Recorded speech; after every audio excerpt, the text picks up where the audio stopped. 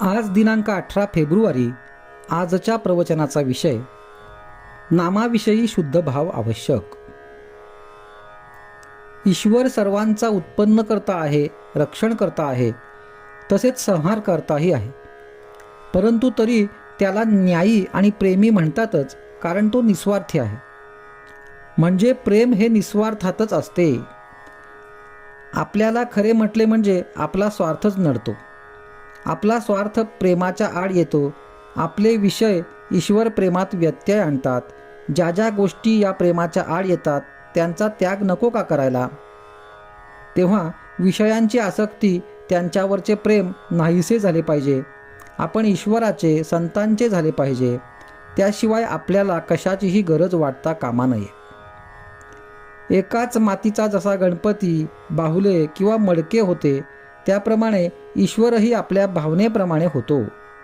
म्हणूनच आपला भाव नेहमी शुद्ध आणि निस्वार्थी असावा. मुळाशी पाणी घातले की झाड वाढते, पण आपण मुळापर्यंत जातच नाही.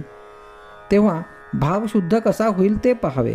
उदाहरणार्थ, एकादशीच्या दिवशी उपवास करायचा एवढेच आपल्याला ठाऊक असते, पण एक गृहस्थ एकादशीला भगवंताचे नामस्मरण करायचे सोडून 12 वाजेपर्यंत आंघोळ न करता अंगण मोरी झाडत बसला. असे आमचे चुकते. थोडक्यात म्हणजे आपल्याला मुळात काय पाहिजे हेच कळत नाही. डोळ्याला कावीळ झाली म्हणजे खरे रूप कसे कळणार?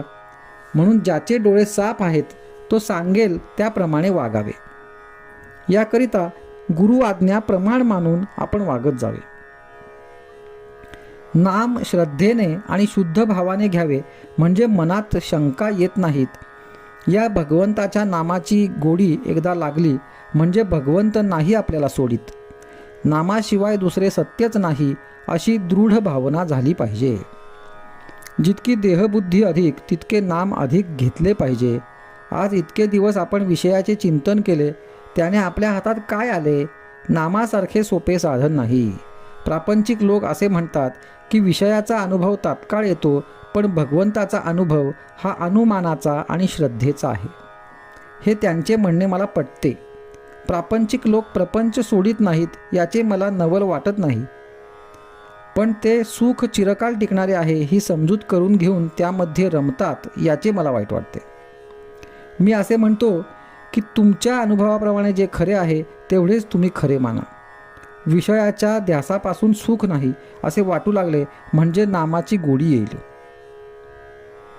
आपल्या देहावर आपली सत्ता नाही, आपल्या पैशावर आपली सत्ता नाही, आपल्या माणसांच्यावर आपली सत्ता नाही.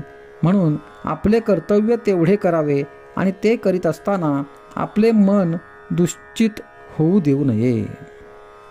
आजचा सुविचार: भगवत प्राप्ती हे आपल्या जीवनाचे ध्येय ठरवून आपण नेहमी त्याच्या भोवती फिरत असावे, म्हणजेच त्याच्या अनुसंधानात असावे.